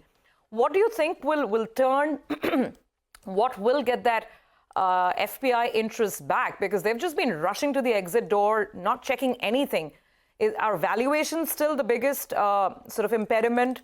Is it growth? When earnings revive, is that when you expect the buying to return? Yeah, again, I wouldn't describe it as rushing to the exit door at all. I mean, if you look, for example, at market that performed very poorly, that's also a large EM market last year, Korea, the Indian market dramatically outperformed the Korean market last year. So you have to look at the totality of the situation. But to try to be looking forward here, What's important, I think, is that GDP growth is over 6%. We're forecasting 6.3% and then 6.5 this year and next, the year ending March and then the following year. That inflation remains moderate, a little over 4%. That interest rates, we get 2 rate cuts in our view, and that we get this kind of compounding of earnings at 15 to 20% per annum in Rupee, which the market is able to do way above earnings growth everywhere else. And as that happens, India will continue to rise in the EM index, in the global equities indices. It'll continue to outperform. And the domestic bid is going to remain strong. And as I've said, at the margin, we're going to get a different type of investor in India, the truly global investor, rather than just the dedicated EM investor. The earnings, Jonathan, that's what really stands out, because you folks have remained with the earnings projections being rock steady, like you said, 15 to 20% compounding earnings. A lot of people here, domestic sort of, money managers also are kind of questioning that, at least in the near term. So do you see this whole debate around a slowdown in India? I mean, how do you view it from your standpoint? We're well aware of that and have written extensively on it. And we think it's a 2 to 3 quarter phenomenon. If we're wrong, if it's a 2 to 3 year phenomenon and earnings growth falls away substantially, then our call on the market will be wrong. But we don't think we are. So our colleague Ridham and then Upasana, who's our economist, fairly sure that they've identified the cyclical factors behind the downturn late last year. And, next up is, of course, the budget, where we expect the primary deficit essentially to be set around 0. And I do think that with the strength of the US dollar and the uncertainty over the Trump administration, that will gradually resolve itself. And as it does, I think it'll be dramatically in India's favor relative to some of the other markets we cover, most notably China. India has a lot of optionality in the Trump administration, which some other large EM geographies lack. All right. Hi, Jonathan. Good morning. And, very encouraging to hear about a different kind of global investor coming into India, because as of now, the flows that come into India, more than 90% comes via the emerging market flows. But if you get a dedicated India flow, that'll be extremely encouraging. So we'll, look forward to that. But Jonathan, you gave us your upside target on the sensex. I think that's close to around 18% away from current levels post the recent correction. On the downside, what do you think? At worst case, do you expect the markets to pull back maybe 10% from here at worst? Well, we always publish bull, base, bear targets. I don't have the bear case right in front of me at the moment, but I would say that you could expect in a scenario where, for example, the S&P 500 enters into a bear market, some kind of early US recession, then you would get that kind of decline and maybe even larger than that. But I would say that at the moment, we're quite confident in the base case forecast that we have. I mean, bear in mind, the backup in yields in the US is to some extent because nominal GDP growth remains very strong in the US. And though the Indian market is not as correlated with the US as in the past, ultimately, all markets have some degree of correlation to the US market. Okay, all right, got that. Jonathan, I also wanted to ask you about earnings, since you briefly spoke about that. We have tech numbers that have started trickling in there. And, besides the earnings reactions, the stock price reactions, the broad outlook is that things are getting better for tech. Your call on tech from here on, they've already seen a good run, valuation-wise, not very, very cheap, but at least you have some visibility on growth out there. Yeah, so again, this is an interesting point. So whereas we're overweight India, for example, we're underweight Korea and Taiwan. So in Korea and Taiwan, tech means tech hardware, semiconductors. And there you've shifted from what we call the AI enabler or infrastructure rollout phase to what's now the adopter phase. And in the adopter phase, India is really quite advantaged versus those tech enabler infrastructure build. And so the kind of way that the corporate sector will be using AI lends itself to a lot of the kind of software services names doing well this year. So yeah, India would fit into that theme. Jonathan, slightly pulling back a little bit, right? Bringing in the new incoming sort of president and the implications of that. You guys at Morgan Stanley over the years have published a fair bit about how we're moving to a multipolar world, etc. Yes. For an economy like India, I mean, we export very little to the US. Services, of course, aside. Import, in terms of from the US. So in that sense, we're kind of insulated, all this tariff talk, etc. Not completely, there will be some effects, or second order, third order. But on the external side, does India, is 2025 to you looking a lot more adversarial, or you think one should kind of keep that aside? Yeah, we've made multipolar world yet again a key theme for the year at Morgan Stanley, and you are going to see a slew of tariff and non-tariff actions, and that's going to be an issue for the more trade-dependent and US-exposed markets in Asia. We actually have a theme of liking domestic demand in places like India and Southeast Asia that are more like ring-fenced from that and more influenced by underlying domestic economic growth. And so that's an advantage. However, all that said, one other aspect of multipolar world dynamics is that corporates are relocating manufacturing out of China, and India's benefiting from that, and private equity and portfolio equities, but particularly private equity flows, are much more diversified than they used to be. And there is a boom in private equity interest in Japan and also in India. And so actually within the multipolar world framework, we often make the point that India is probably the most advantaged geography, the way that things are panning out between the US and China in particular. Okay, all right. Just quickly, final word. We're approaching the budget. You are extremely optimistic on the economy and the markets here, Jonathan. What are you expecting from the RBI over the course of the next couple of months? And would you want to see anything more decisive by the government? Your budget expectations or recommendations for India? Well, to some extent, monetary policy tightened, arguably, from the mid-year last year. We think some gradual easing is appropriate, but obviously that depends on the inflation outlook. And then on the budget side, we'll see, but there's been a very big focus on capital expenditure and infrastructure delivery. Maybe there's some opportunity to loosen elsewhere. We are in a cyclical slowdown in India, but India has plenty of firepower on the monetary and fiscal side to lean into that cyclical slowdown. So it's not something to be concerned about. Jonathan, we'll leave it there for now. Thank you very much for joining us here on CNBC-TV18. Great conversation as always, and we'll touch base again soon. Well, we want to talk about individual stocks, right? I mean, lots of initiations, lots of activity from the sell side. BSC is getting lots of coverage. Dixon is the other one. Hormuz is standing by with these notes. Hormuz, morning. Morning, Prashant. There are 4 initiations actually today, one being on the restaurant space, the other one being on allied blenders. But we'll get to the 2 big names first up with BSC, as you mentioned, continuing to get more coverage. And Nuvama this time has initiated coverage there, a 67.30 rupee price target, which is a 24% upside from yesterday's close. They're saying that the key derivatives segment, and that will continue to grow despite the changes that have been made by the regulator and the challenges that it currently continues to face. They are forecasting a revenue and an adjusted profit CAGR of 39.9% and 70.8% over FY24 to 27.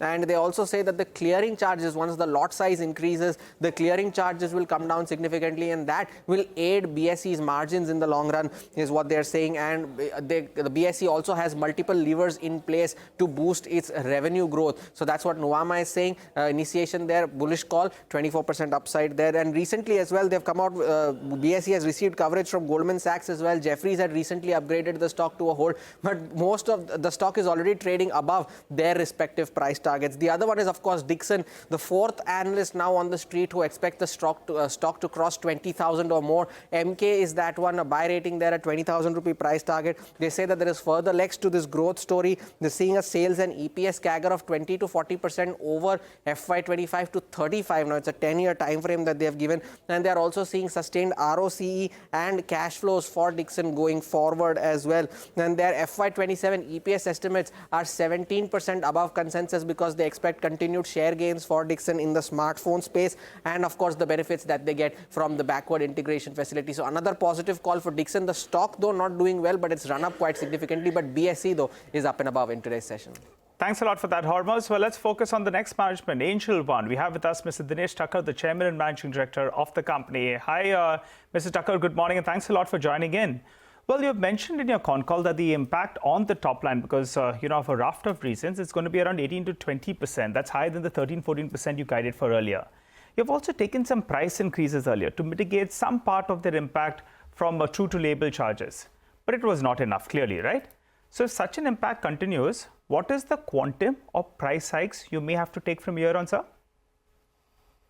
See, there are two things on previous guidance. After that, we were of the view that maybe a monthly expiry, the way it was getting expired on different days of week, will continue.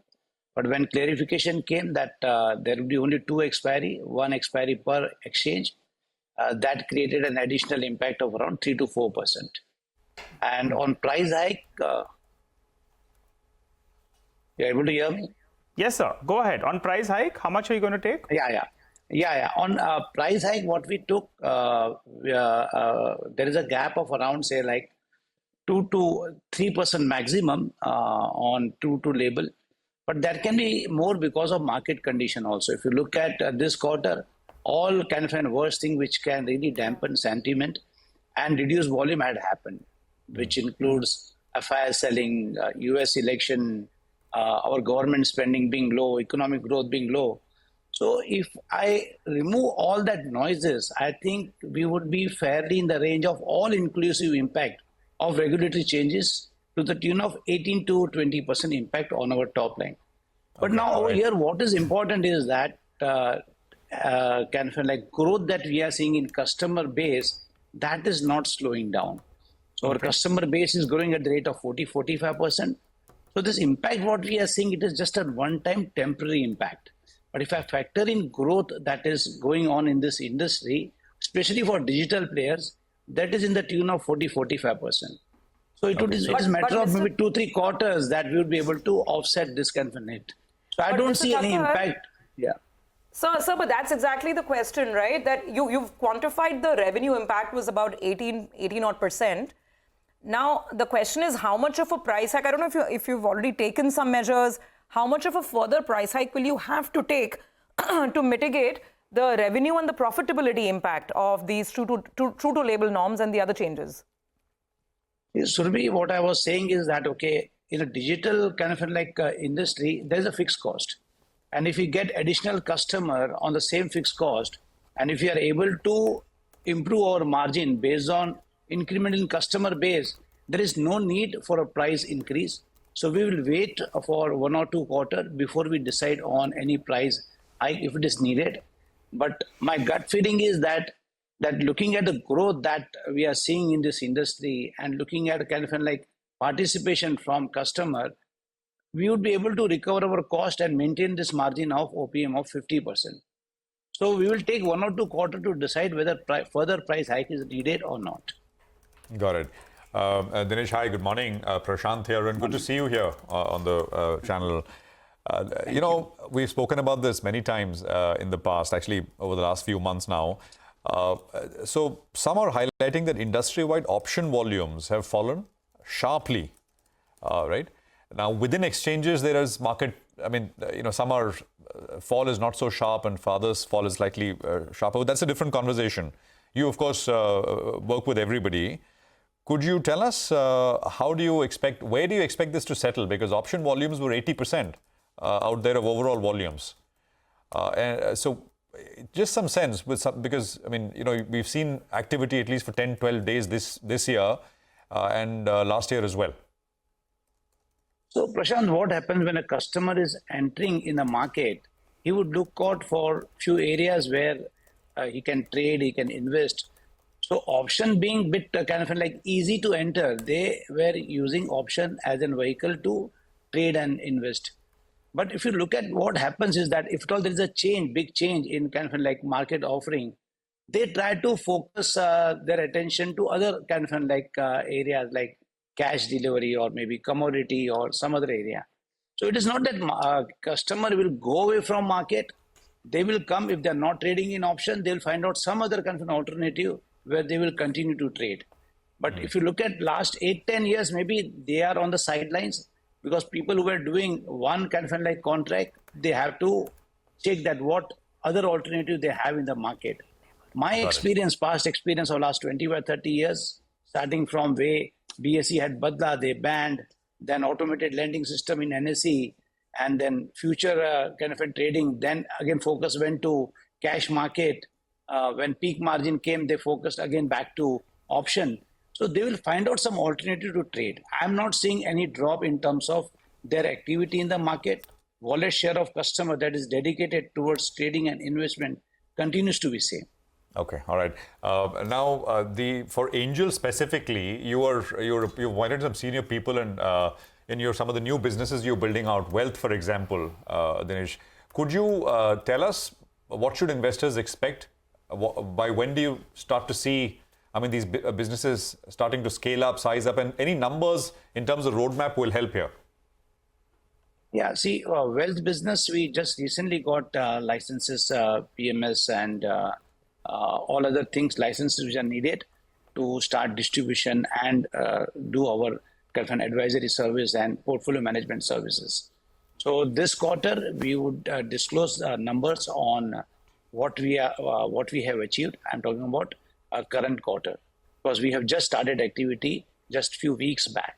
So we are very hopeful that kind of like opportunity which is there in the market, where middle belly, I would say, emerging HNI haven't got a kind of same kind of service what is available to HNI and ultra HNI. So we would like to use technology so that we are able to create more efficiency in terms of serving customer who have a kind of ticket size of 1 crore to 10 crore. So apart from being present in ultra HNI and HNI, we would like to use technology to create efficiency and create better products offering on our app. So it is too early to say right now, but we would like to aim for a leadership position in this area. All right, Mr. Tucker, you briefly mentioned about OPM going to 50%, if I heard that correctly. So margins get back to 50% in the next 2 to 3 quarters. Is that correct? Yes, that is correct. So that is what I mean, that we have that levers. So if you are able to get this kind of an OPM, there is no need for price hike and all that. So you're considering going to that 50% even without a price hike, at least as of now. That is your plan, or you're factoring in a price hike to get to the 50%? No. Without price hike, I'm confident we can get to 50%. Got that. Next 2 to 3 quarters, we'll have to hold you to that one. What about market share? For the month of December for equity, it declined for the second straight month. F&O as well, it slipped a little bit. How is this expected to move? No, our market share, overall equity market share is improving. Plus or minus a bit, that is, I think, can depend on what kind of participation we are seeing in the market. But overall, if you see our market share across all sectors like equity, commodity, it slipped a little bit, sir. Mr. Tucker, as per the data that we have in equity, it slipped by 30 basis points, but a small slip out there. You're saying you're holding on to market. 30 basis point, is par for the course. 3-4 quarter, it is continuously growing. Few kind of a month or a day, you will see a blip. Maybe participation from HNI increases, so our market share may appear to be lower, but because retail is not participating, people who are doing one contract, they are not participating right now. But if I look at acquisition market share, active market share on NSE, so we are seeing it is continuously rising. So, Mr. Tucker, just to sum it up, and I just want to ensure that we have the right understanding, what you're saying is that you may not have to take price hikes at all, and your margins will go back to 50% even without a price hike. And all of this hinges on the fact that the sheer number of people coming on the platform, the number of customers will increase, and that will offset everything, even the volume decline, because the volumes have dipped as much as 70% in the F&O segment, right? Because of the weekly expiries being reduced. So number of customers will make up for all of it? You are right. When volume drops, you are just looking at F&O segment, but our revenue comes from cash segment, commodity segment. So what happens, as I said, that customer will switch to some other segment. We are seeing those kind of trend emerging. Not that customer will totally get out of the market. And in digital businesses, there is a fixed cost. So additional customer is straight away going to contribute to bottom line, which will help us to come back to OPM of 50% without tweaking prices for any services. Dinesh, we'll leave it there. Thank you very much. Good conversation as always. Appreciate your time here on CNBC-TV18, and good luck to you and the Angel team. Now, JSW Energy is the next company we're going to focus on. It's acquired KSK Mahanadi Power under insolvency process. The total bid amount is about 15,985 crores. We have Mr. Sharad Mahendra, Joint MD and CEO of the company, to take some questions. Thank you, sir, for joining us. You plan to reach 20 gigawatt generation capacity by 2030. With this acquisition, where do you reach? You have mentioned that thermal generation capacity also increases to 7.5 gigawatts. See, as we have said earlier, you rightly said that 20 gigawatt by FY30. But then with the change in environment which we observed, the demand growth, the opportunities, return accretive opportunities which started coming in last 1 year, we started our entry into the bidding space in renewable energy. And with the acquisition of this KSK Power, for which we have received the LOI, and the process is now, it's a IBC route, so NCLT will take its own course. We don't expect too much of time. With this total capacity of 3.6 gigawatt KSK capacity, out of which 50% is operational, our overall logged-in capacity reaches to 28.2 gigawatt with this. 3.6, out of which 1.8 gigawatt is operational in case of KSK. Okay, got that, sir. So how much do lenders get back? We understand that your bid is around 16,000 crore rupees and total dues after the payment done in August by KSK stand at around 26,000 crores. See, we will be right now, we are staying away from the numbers because we have just received the LOI and ultimately the decision has to come from the NCLT, the final approval. But the COC has approved our offer and that is how we have received the LOI, and then it is being now sent to NCLT. But yes, in terms of the whatever the bid they have amount they have been able to get through the bidding process, but there have been other cash surplus which was there in the company, because this has been a very high quality operating asset generating good EBITDA, good revenue, everything, because the 1800 megawatt operational capacity, which is almost 98%, is tied up with the states of Uttar Pradesh, Tamil Nadu, and Chhattisgarh and the majority in long term and some is medium term capacities. So it has been a going concern operating very, very well. So those numbers we'll be talking once the process gets completed, and we definitely will be making when we are making the payment. But from our side is the number what you have said is around that only. All right, so the street clearly likes this acquisition that you have done, but I wanted some analysis from you. Build versus acquire. Can you compare the cost, especially for this kind of a bid like which you have made for KSK? The thing is, we have to remember this 1800 megawatt operational portfolio, the value for which for what the value has been given, and then balance 1800 megawatt is to be built to take this to 3600 megawatt. Then just to tell you that this is a configuration of 6 into 600 megawatt units, out of which 3 are fully operational and running very well. Fourth unit, more than 40% of the work is already completed, which is an added advantage. And also for entire 3600 megawatt, the balance of plant is fully ready. And also the water evacuation, the transmission line for power evacuation, which are two very important aspects of the business, are fully ready for the entire 3600 megawatt capacity. This will give us two advantages. One, the completion cost of 3600 megawatt will be significantly lower. Whatever capex we will be doing for to take this to 3600 megawatt will be very, very significantly lower than building any new plant of this size. And second is that all the approvals in place, everything in place, balance of plant, everything. So this is going to, the timelines also will be much faster. A standard thermal plant, if someone has to build, we all know that it is maybe a 5-year project.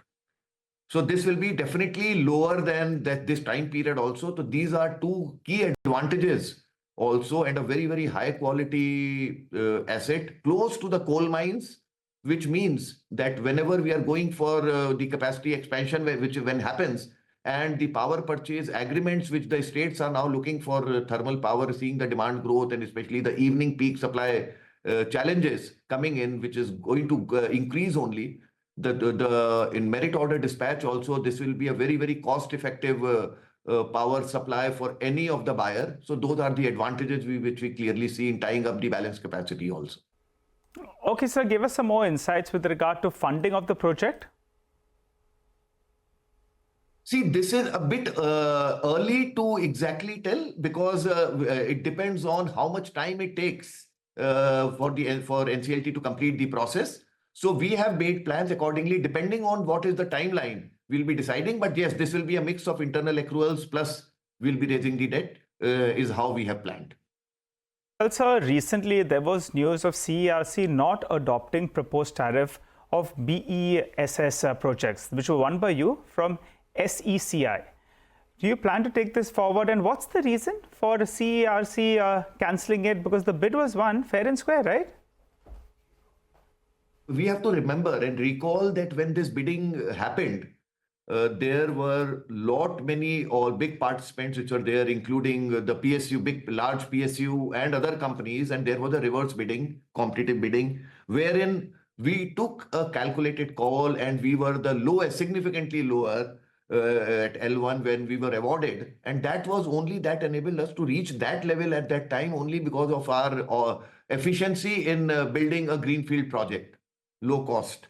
So that helped us. But yes, it is a 2.5, 3 years time now. The things have been dynamic. One thing we have to remember that 50% of the capacity which was to be tied up, out of that total 50% capacity, already the PPA has been signed, the BASPA has been signed, the Gujarat regulator has approved also the tariff. It is the another 50% of the capacity which was to be tied up was there with which was with NLDC, which went for tariff adoption. And we strongly feel that there are many precedences of such cases.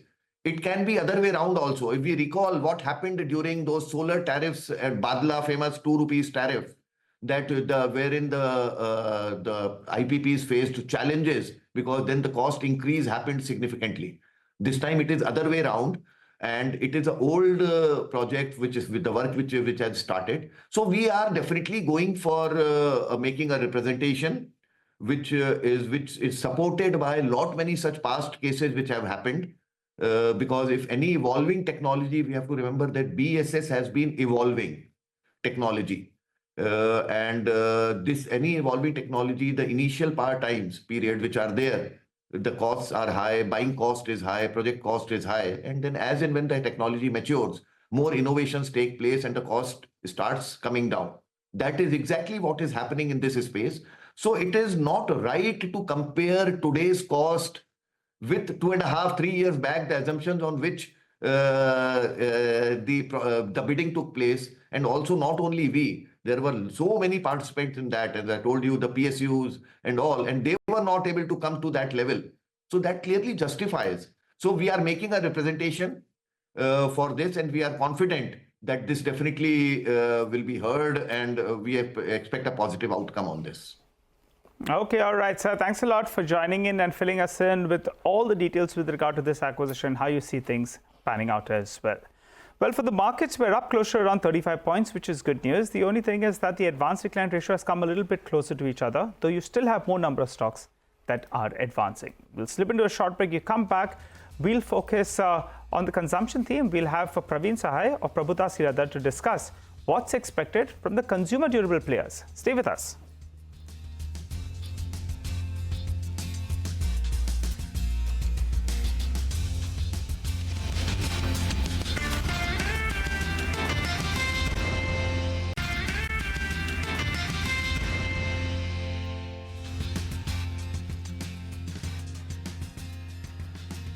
Welcome back. You're with us on Bazaar Morning Call, and the market is continuing to flatten out. Very, very quiet.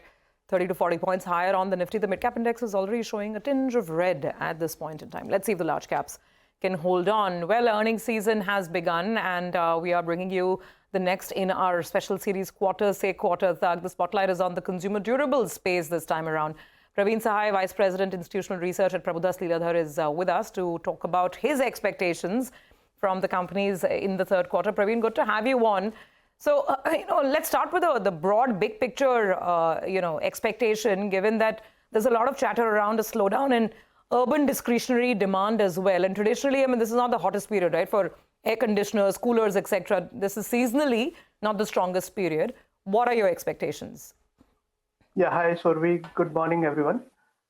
So for a consumer durable space, we are expecting a similar kind of a quarter like of a last quarter, Q2. Like a last quarter, around a 17% of a growth for a durable space in our coverage we had seen. A similar kind of a number this quarter as well. Again, that's driven by the cable companies. So wire and cable companies continue to deliver a strong growth and driven by the cable business, not from the wire. Similarly, in the FMEG space, we are expecting some subdued quarter, as you had already mentioned, Survi, that the season is not the season for especially for the cooling product, but also festival was gone by. So if I look at our channel check, festival to festival, YOY growth, that's also quite subdued. So secondly, on the RAC side also, we are expecting the similar kind of a growth as of last quarter, Q2, to continue. Even there is a channel inventory space, we are expecting there is some improvement there as well. That's driving the primary sales for the RAC companies. So I can say, summarize that this third quarter is similar to that of a last quarter, Q2, driven by the cable and the RAC companies to continue, and the FMEG segment continue to be soft. So Praveen, put a number to that. Praveen, just put a number to that in terms of either top line growth or just let's talk volumes. Yeah. For FMCG, what is the growth, and also festive, festive over festive? What was the uptick, since the sentiment was fairly muted? What was the festive over festive growth? And also give us the total top line growth that you're going with for your coverage universe. Yeah, sure. So for our coverage companies, we are expecting a growth of around 13% in the top line, and as well as there is some 80 to 100 basis point improvement in the margin front, and in the profitability also we are expecting. So the similar kind of a growth to come in. So some around 30% odd growth in the profitability, and that's largely because of last year, your same quarter muted numbers, especially from the Voltas. So adjusting for that, definitely that's a 20 to 24% of a growth we are expecting in the bottom line. Season to season, for FMEG, we are expecting quite a flat, and for FMEG as a portfolio for entire coverage, we are expecting around 9% of a growth. Also, we have to consider that the last year the Crompton has given a very strong number in the ECT portfolio of 18.5% of a growth. So that's also to factor in. While season to season, what our channel check has indicated, that's not so great season to season for FMEG growth has been quite flat, especially on the offline segment. So yeah. Right. Praveen, one thing I've heard from a couple of people now on the fund manager side is towards the end of this year, you'll have a lot of real estate possessions which will happen across companies. And at that point, you may actually start to see demand for especially on the FMEG side, which perhaps may start to pick up a little bit. Is that have you looked at that? Is that a factor at all? Yeah. So I'll related to the real estate, I'll talk on this wire. So wire, which has been quite muted for this quarter as well, that's expected to improve in the Q4 onwards with the real estate deliveries. That is the one. And also in the FMEG space, from the last couple of a quarter, fan segment is not performing, especially the Havels or Crompton. The fan division is quite flat. That also expected to come back, but definitely that's also there is a factor of seasonality in that as well. But as you ask, related to the real estate, fourth quarter is expected to come with a wire demand to come in. And also to highlight here, just to highlight here, that the copper, which has been quite flat in the Q3 as well as now. So that is also drive the uptick in the wire demand for a Q4. So, since you mentioned copper prices, let me come back to margins, because you did say that there will be some margin expansion, at least year on year. If you could revisit that number, just break down margins for wire and cable separately, what you expect there, and for FMEG separately, what is the margin performance this year, and what's the trajectory going ahead on margins for both of these segments? Yeah, definitely. So wire and cable segment expected to see an improvement on the YOY side, on the even to some extent the sequential numbers improvement in the margin, because copper and aluminum prices, if I look at on average basis, 1% increase in the copper prices sequentially, and around 8 to 9% for aluminum, and that was a quite stable or in the upward trend.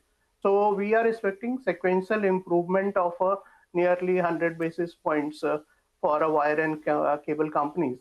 Whereas on the FMEG segment, if I look at the FMEG segment, especially in the ECD portfolio, that is a sequential improvement we are seeing, but a YOY is still that is quite down on the margin front. So say example of a ECD portfolio of a Havels, we are expecting still YOY around 200 basis point lower number, and Crompton is also in a similar like a 50 basis points a lower number in the ECD portfolio.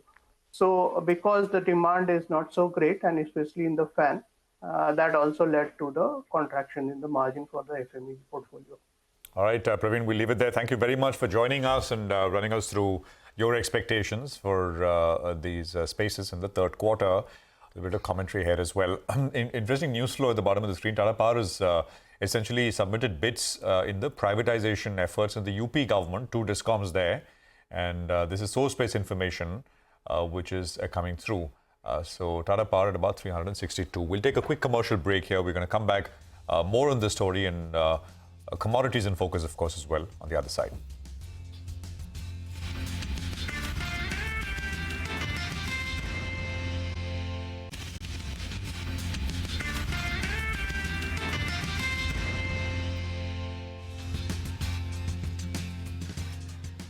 Welcome back. That news flash at the bottom of the screen, Tata Power submitting bids for privatization efforts at the UP discom level. Vivek is here. He's getting that information. Vivek, over to you.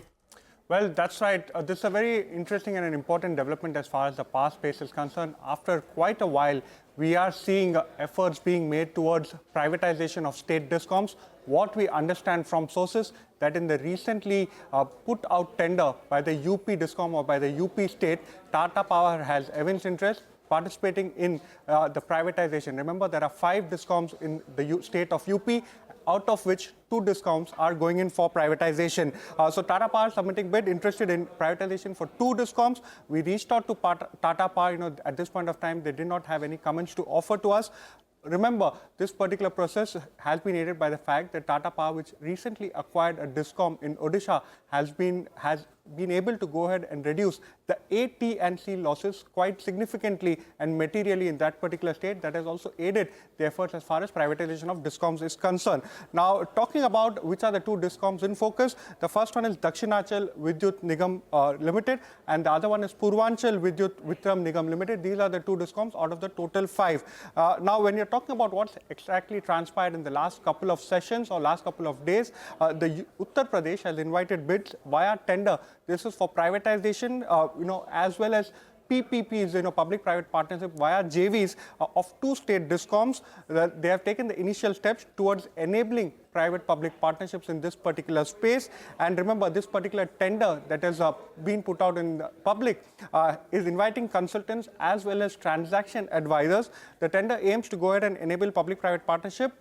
And along with that, what needs to be seen is the nature of this particular partnership. We understand that 49% will be continued to be held by the UP State Discom, and the remaining 51% will be held by the private company, whichever company goes ahead and manages to win this particular bid. It's an important development, and it'll be interesting to see how long this particular process takes. Remember, there has already been a certain amount of pushback for privatization of this particular discom itself. Okay, that's an important story, Vivek. Thank you very much for getting us those exclusive details. And by the way, I should add that apart from Tata Power, which of course is reacting to that individual development, in general, power stocks are seeing an upward bid today, whether it is NTPC Power and power related, sort of the supporting infrastructure as well. So whether it's a power grid, NTPC, look at BHEL, look at even the financiers, PFC, REC, all the stocks are up and about. Adani Power also is slightly higher. So power as a space is charged up. But now let's look at autos, because a couple of auto stocks are also finding some traction today. So Darshan, what are you picking up?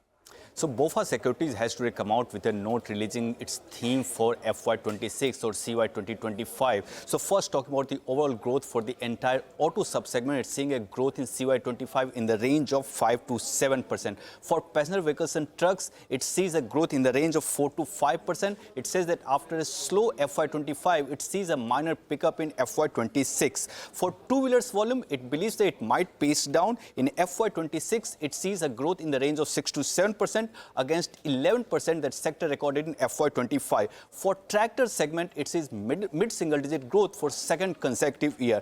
Now, in the key theme, it has mentioned 5 sources of growth. In the first, it's exports. It says exports are well poised for low to mid-teen CAGR for both two-wheelers and passenger vehicles, and Africa and Latin America boost will be for two-wheelers, and that will be driving strong rebound for both Bajaj Auto and TVS Motor. Second is electric. It says 2025 can be an inflection year for electric for passenger vehicles, and M&M's launches are looking promising as for BofA Securities.